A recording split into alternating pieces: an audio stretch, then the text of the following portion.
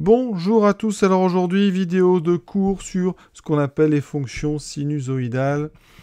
Alors tout de suite, je romps le suspense, ce sont des fonctions donc définies sur R dont l'expression, vous voyez, c'est en haut, c'est A que multiplie cosinus oméga t plus phi ou A que multiplie sinus oméga t plus phi. Alors oméga, c'est cette lettre qui ressemble à un W, on est sur des lettres grecques, donc oméga. Ça, c'est oméga minuscule. Vous connaissez l'oméga majuscule, qui n'a pas d'intérêt ici, mais cette lettre-là, on s'en sert notamment en physique quand on donne les résistances, quand on étudie ça. Ensuite, il y a une deuxième lettre. Ici, c'est la lettre donc phi, lettre grecque. Quand on abrège parfois la philosophie avec cette lettre, ou même la physique, pour gagner un petit peu de temps. Donc voilà nos deux lettres grecques du jour. Devant, on aura une lettre A majuscule, ça vous la connaissez. Donc, j'ai tout mis pour l'instant, on va tout regarder petit à petit. Tout d'abord, donc la définition exacte avec le vocabulaire. Donc on apprendra des nouveaux mots, amplitude, pulsation, phase à l'origine. On regardera ça ici sur une courbe, comment on peut les trouver à partir de la courbe. Ensuite, comme la variable, vous voyez, c'est t, parce que ça apparaît souvent dans le domaine physique, donc c'est le temps. Et donc on va parler de fréquence d'oscillation. Ça sera l'inverse de la période t, qui, elle, se calcule grâce à la pulsation. Ça fait beaucoup de choses, donc on verra ça au fur et à mesure. Bien sûr, on va utiliser, vous voyez, en bas, GeoGebra. J'ai préparé des curseurs, comme ça, quand on bouge, vous voyez, en fonction de ce qu'on bouge, eh bien, la courbe subit des transformations qu'on expliquera. Voilà. Et ça, vous le faites en physique, en général, quand vous êtes sur un oscilloscope et que vous tournez les petits boutons. Et très important, bien sûr, eh bien, on va revoir les formules sur les angles associés, cos moins x, sinus moins x, cos pi plus x, etc. Pi sur 2 moins x, pi sur 2 plus x. Il y en a beaucoup. Et on verra aussi une série sur les formules d'addition, donc qui permettent de transformer cosinus a plus b, cosinus a moins b, sinus a plus b, sinus a moins b. Voilà, on est parti. On commence donc par la définition. Donc je la relis.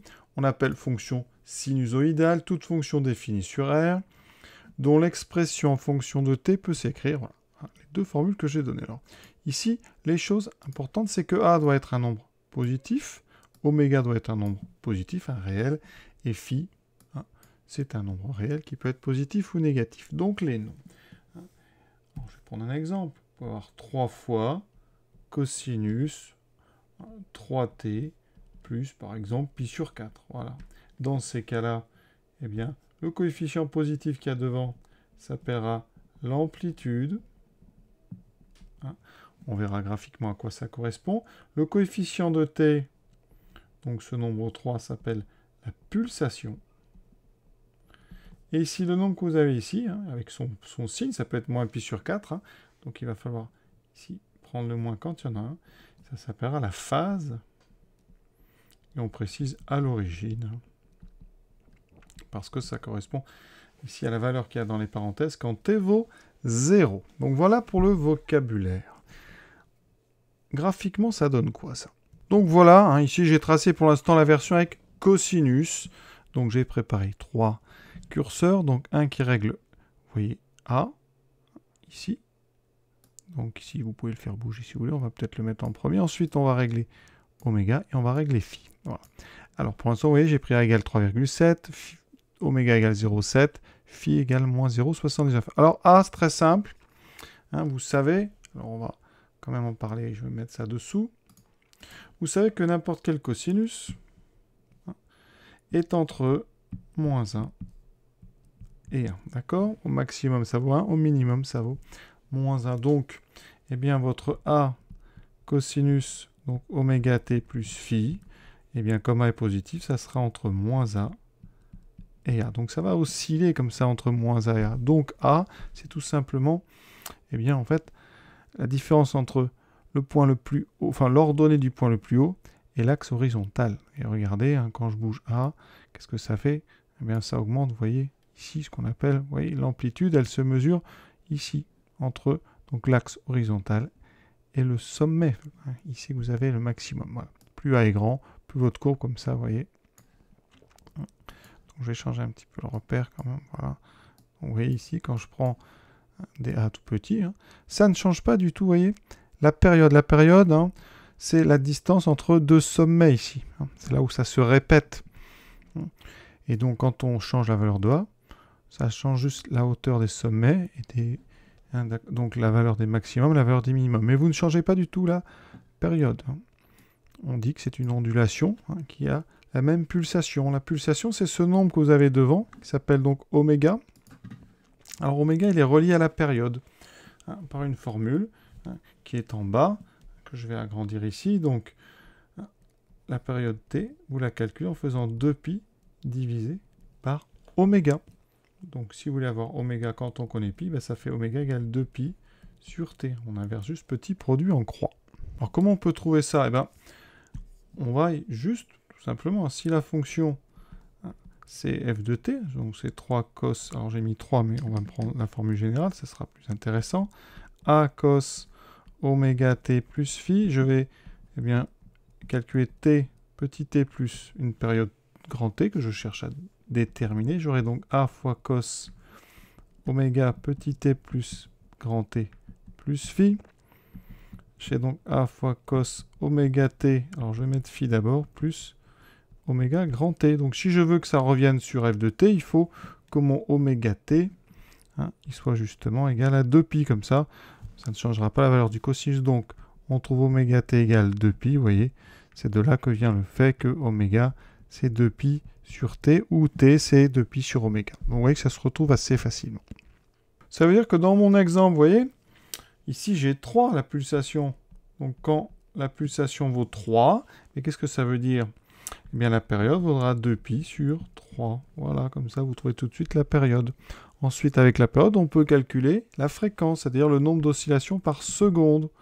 Donc ici, c'est l'inverse, c'est 3 sur 2pi qu'on peut calculer avec une machine pour être plus précis. Donc voilà un petit peu comment on peut trouver à l'aide de la formule la pulsation, la période, la fréquence. Donc vous avez bien compris que t et f sont inverses. Donc plus t est grand, plus la fréquence est petite. Donc c'est normal, plus il y a de distance entre deux sommets, moins il y a de répétitions. Et plus votre période est petite, quand on va l'inverser, ça donnera un grand nombre, et donc on aura beaucoup d'ondulations. La fréquence, c'est-à-dire la répétition des choses, est donc plus grande. On regarde ça tout de suite. Donc sur GeoGebra, vous voyez, si j'augmente la pulsation, eh bien vous voyez, si je l'augmente, ça augmente le nombre de sommets comme ça. Donc ça veut dire quoi? Ça veut dire que la période diminue, donc la fréquence augmente. Donc oméga, c'est, vous voyez, d'après la formule oméga, c'est 2pi sur t. Donc oméga, plus oméga est grand, plus t est petit. Vous voyez, donc quand j'augmente oméga, eh bien la fréquence augmente, la période diminue. Voilà, ça c'est donc le rôle de notre pulsation. C'est comme ça d'accélérer un peu le nombre d'oscillations qu'on a par seconde. On a déjà dit que quand on change A, on change la hauteur des oscillations, mais pas leur fréquence. Et quand on change le dernier paramètre, phi, ce qu'on appelle la phase à l'origine, ça change, ça va juste, vous allez voir, c'est un effet, ça fait bien une translation horizontale. On a un petit décalage vers la gauche ou vers la droite, voilà, de notre ici onde, de notre courant, si c'est du courant, donc de notre courbe. Vous voyez, comme ça, avec l'oscilloscope, il y a un bouton que vous tournez qui fait un décalage horizontal.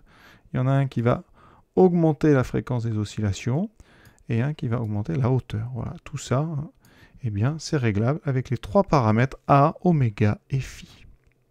On fait un deuxième exemple avec f de t égale 2 fois sinus 4t plus pi sur 7. Là, j'ai mis un sinus, ça changera. Alors ici, donc, le 2, c'est ce qu'on appelle l'amplitude. Ça veut dire que votre courbe, c'est entre moins 2 et 2. Donc ici, déjà, je peux tracer. On va les mettre en rouge. Ici, 2 horizontales. Votre courbe ne va pas dépasser cette droite, et elle n'ira pas en dessous de ça. Donc elle va osciller entre ces 2 horizontales. D'accord? Ça, c'est l'amplitude. L'amplitude, elle est ici. Ce sera la hauteur entre l'axe horizontal et les maximums. Ensuite, le 4 ici, c'est donc la pulsation. Oméga égale 4. Donc d'après la formule, la période, c'est 2pi sur 4. 2pi sur 4, ça vaut pi sur 2. Donc on a une répétition tous les pi sur 2. Ça veut dire qu'on va tracer la courbe sur 0 pi sur 2, puis après, on répétera. La fréquence, pour avoir ici donc une idée du nombre d'oscillations par seconde, si on considère que t est en seconde. Ça sera donc l'inverse de t, c'est donc 2 sur pi. 2 sur, vous voyez, le 3,14. Ensuite, la phase, donc, à l'origine, c'est pi sur 7. Donc, l'image de 0, c'est 2 fois sinus pi sur 7. D'accord? 2 fois sinus pi sur 7, vous êtes sur du 0, à peu près 0,86. Donc, votre courbe, elle va passer en 0,86 par ici. Voilà. Et après, eh bien, on est dans la période de montée du sinus. Donc, on va avoir une montée, puis une redescente, ici, et ça va se répéter. Donc ici, ça, vous allez retrouver ça normalement, exactement ici, en pi sur 2. Et vous allez retrouver ça tous les pi sur 2. Donc ça, on est sûr qu'on va passer par là, à cause de la périodicité. Et après, eh bien, vous devez, entre chacune des deux croix, réussir à mettre une oscillation complète en partant vers le haut ici. C'est comme ça qu'on va tracer. Donc on va... Oh, je fais à peu près, bien sûr. Donc là, ça descend assez vite. Voilà. Vous allez faire ça. Et une fois que vous arrivez là, ben vous répétez ça, vous voyez. Vous répétez exactement ça. Et pareil dans l'autre côté. Donc je vais vous montrer ce que ça donne sur GeoGebra. Et donc vous avez bien compris que eh bien, l'amplitude, c'est donc, comme j'ai fait sur ce schéma, cette hauteur-là. Donc ici, on doit retrouver une amplitude de 2. Ensuite, entre deux sommets ici, vous devez trouver la période. Donc ici, ça sera pi sur 2. La phase à l'origine ici, cette valeur, on trouve A fois, alors moi c'est pas cosinus ici, dans mon exemple j'ai mis cosinus parce que c'est A cos oméga t plus phi. Si vous prenez la version avec sinus, ici vous trouvez la valeur de A sinus phi. Voilà, donc vous pourrez retrouver la rigueur phi en connaissant l'ordonnée de ce point et en connaissant l'amplitude. Voilà. Donc GeoGebra, qu'est-ce qu'il me donne? Eh bien regardez, je suis pas loin avec ma courbe verte, vous voyez, je suis assez près comme ça, et vous voyez cette répétition à l'infini, avec les... Ici, donc, pulsation, j'ai bien mis 4. Phi, 0,45, c'est une valeur approchée de pi sur 7. Et l'amplitude, donc, c'était 2. Alors maintenant, on va faire un petit peu de trigonométrie, vraiment pour le plaisir. Et je vais vous montrer qu'on peut toujours passer d'une forme en cosinus à une forme en sinus. Comment? Avec les formules de trigo. Alors ici, je vais partir de A cosinus oméga t plus phi. Comment transformer ce cosinus en sinus? Regardons les formules. Il y en a ici 5. Donc les formules pour moins x, pi plus x, pi sur 2 moins x, pi sur 2 plus x. Celles qui m'intéressent aujourd'hui, ce sont celles qui permettent de passer de cosinus à sinus, donc les deux dernières. Vous voyez, on a cosinus à gauche, sinus à droite. Ou sinus à gauche, cosinus à droite. Donc ici, on part d'un cosinus. Je veux passer sur un sinus. Je vais utiliser la dernière. Je sais que cosinus de x, quel que soit x, ça sera sinus pi sur 2 plus x. Ça, c'est très important. Ça veut dire qu'ici, je peux transformer en a fois donc sinus. Alors, j'ai mis pi sur 2 plus x, mais on peut l'écrire directement x plus pi sur 2. En fait, vous rajoutez pi sur 2 à l'intérieur, ce qui fera oméga t plus phi plus pi sur 2. Donc, vous voyez, ça veut dire que cette écriture, qui était une écriture en cosinus, devient une écriture en sinus avec la même amplitude, la même pulsation, le coefficient de t même. Par contre, ici, la phase à l'origine a changé. On a rajouté pi sur 2 à l'intérieur du sinus. Autrement dit, un cosinus, c'est en fait un sinus, une fonction sinusoïdale, avec un décalage de phase de pi sur 2, vous voyez. Ici, on a un sinus x plus pi sur 2. On rajoute pi sur 2. D'ailleurs, quand on regarde les deux courbes sinus et cosinus, ce sont les mêmes, sauf qu'il y en a une qui a été décalée par rapport à l'autre. C'est ce décalage de phase qui fait, eh bien, que ça donne deux fonctions différentes, mais qui ont bien des propriétés similaires, puisque les courbes sont en fait identiques à une translation près. Regardez les deux courbes, en vert cosinus, en rouge sinus, ben vous voyez, ce sont les deux mêmes. Et entre eux, ici, donc un sommet de cosinus et un sommet de sinus, ben vous avez quoi? Vous avez ici ce qu'on appelle le déphasage. Ici, vous êtes en 0. Ici, vous serez en pi sur 2, donc vous avez un déphasage de pi sur 2. C'est ce pi sur 2 ici qu'on a trouvé dans notre formule, vous voyez. Donc, ce déphasage, ben, vous allez le retrouver partout, à chaque endroit. Ici, si vous partez de vert pour aller vers la droite, vers rouge, vous aurez pi sur 2. Donc, le déphasage est le même partout. Alors les questions qu'on peut se poser après, hein, c'est est-ce que si on ajoute comme ça deux fonctions sinusoïdales, est-ce que ça donne une autre fonction sinusoïdale? Eh bien la réponse, c'est très rarement. Il faut une condition.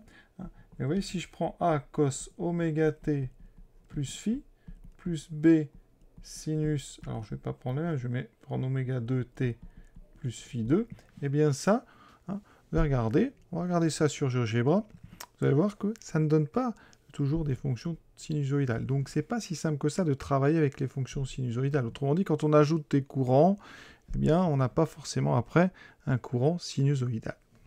Regardons un petit exemple. Vous voyez, j'ai pris f de x3 cos 2x plus pi sur 3, j'ai mis, vous voyez, ça donne une courbe de fonction sinusoïdale. Ensuite, je prends une autre fonction, expression 5 fois sinus 3x moins pi sur 4, c'est pareil, c'est une courbe de sinusoïdale, voilà les deux en même temps. Si j'ajoute, regardez bien, si je tape f plus g, regardons ce que ça donne. J'efface f et g parce qu'on ne voit plus rien. Et bien, vous voyez, on a ici des drôles de formes. On n'a plus une courbe de fonction sinusoïdale. Donc, la plupart du temps, quand on ajoute comme ça des fonctions sinusoïdales, ça ne donnera pas une courbe de fonction sinusoïdale. Donc, on fait très attention. Alors, il y a un cas où ça marche très bien, c'est quand, ici, eh bien, on a les mêmes choses à l'intérieur du cos et du sinus. Je vais vous prouver ça tout de suite. Donc, je me propose de vous démontrer comme ça que si on fait A cos oméga t plus phi plus B sinus oméga t plus phi, on obtient une fonction sinusoïdale de pulsation oméga. Donc, pour démontrer ça, vous allez voir, c'est assez simple. Enfin, c'est assez simple. C'est classique, on va dire. Hein, on utilise ce qu'on appelle les formules d'addition. Donc, cos A plus B, cos A moins B, sinus A plus B, sinus A moins B. Ici, hein, je vais utiliser une formule avec les sinus. Alors, comment on fait? Eh bien, ici, on va donc partir de A, cos. Alors, ici, je vais mettre une lettre. Ici, on va mettre grand X plus B, sinus grand X. Vous voyez, j'ai dit que j'avais la même chose dans les deux, comme ça. Alors, première chose, on va calculer racine de A carré plus B carré. Racine de A2 plus B2. Voilà. Et je vais factoriser par ce nom. Racine de A2 plus B2.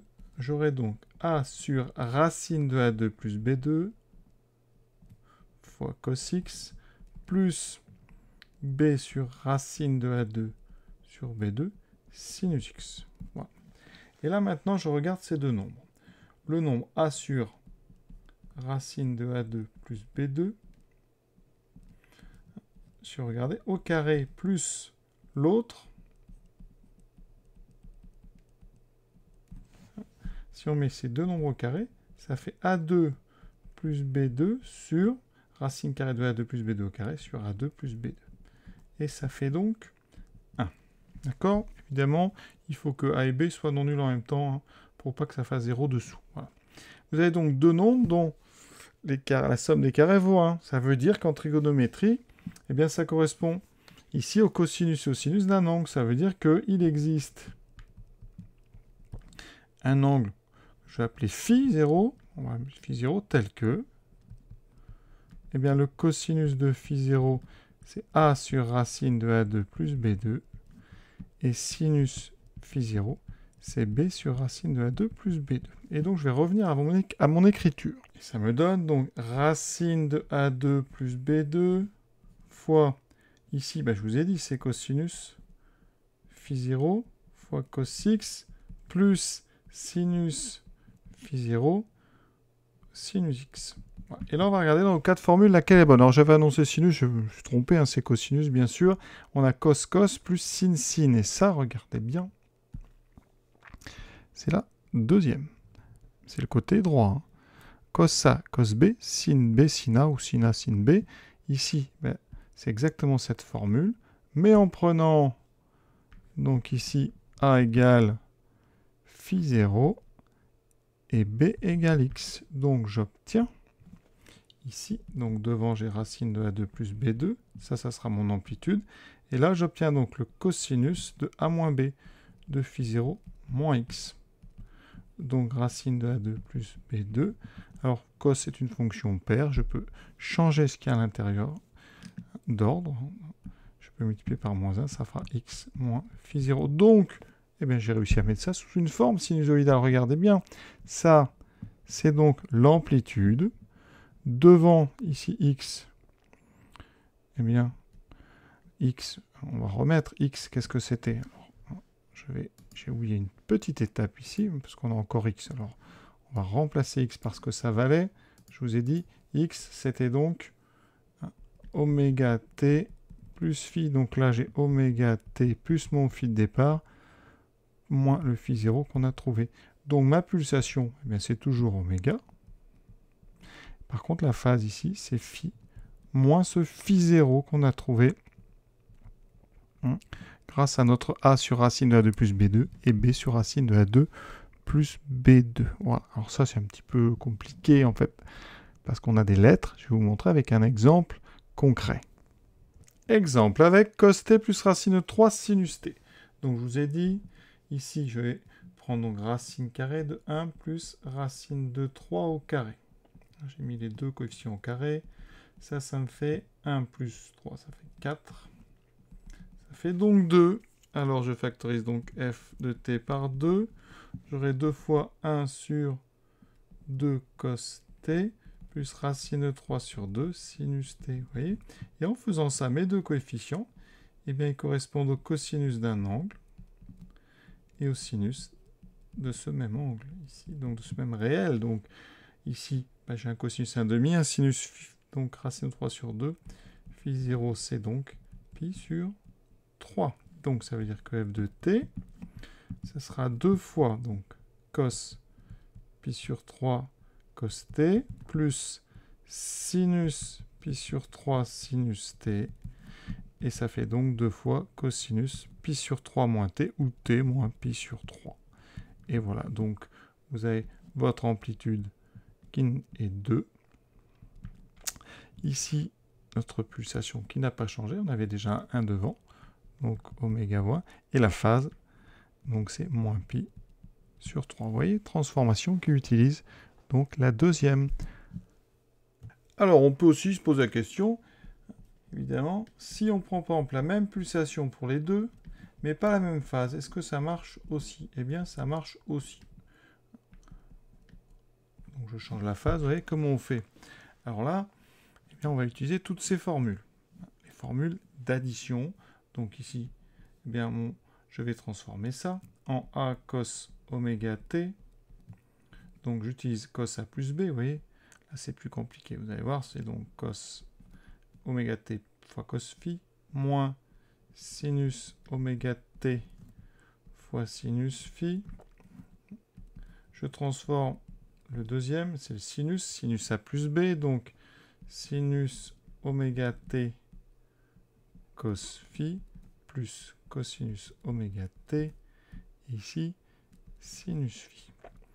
Et pourquoi ça va marcher cette histoire? Eh bien parce que, vous voyez, alors il y a plein de constantes, les seules choses qui varient en fonction de t, c'est cos oméga t et sinus oméga t. Donc, tout ça, on va pouvoir mettre sous une forme, alors alpha cos oméga t plus bêta sinus oméga t. Et on va refaire le même travail qu'on a fait précédemment en factorisant par racine de alpha 2 plus b2 et en trouvant un cosinus et un sinus adapté. Vous voyez?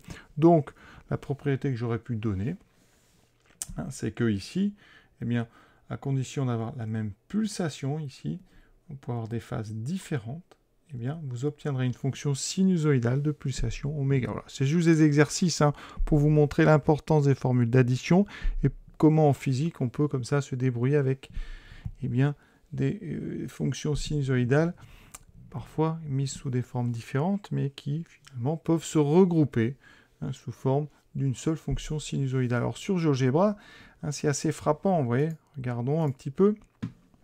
Ici, je prends deux fonctions, vous voyez. Ici, la pulsation, c'est 2x et 2x. Et quand on fait la somme, vous voyez, j'ai fait la somme h, eh bien on obtient vous voyez, une fonction sinusoïdale, il n'y a pas de souci. D'accord? Vous voyez, ici, je peux changer, au lieu de mettre pi sur 4, je mets pi sur 12. Voilà, si j'ajoute, eh bien j'ai encore une fonction sinusoïdale. Elle a changé, par contre. Alors là où ça ne marchera plus, c'est si à la place, je change une des pulsations. Vous voyez, au lieu de mettre 2x, je mets 3x pour la deuxième. Là, vous allez voir tout de suite, hop, on n'a plus une fonction sinusoïdale. Donc, quand les pulsations sont différentes, la somme ne donnera pas une fonction sinusoïdale. quand les pulsations sont les mêmes, on aura une fonction sinusoïdale. Donc voilà, on ne va pas aller plus loin parce qu'après ça devient un petit peu long. Hein. C'était vraiment un panorama général des fonctions sinusoïdales en terminale et toutes les implications et l'intérêt des formules d'addition et d'angle associé dans ce type de chapitre. Voilà, vous en aurez besoin bien sûr en physique. Sur ce, je vais m'arrêter là. J'espère que ça vous a plu. Je vous souhaite une bonne fin de journée à tous. À bientôt.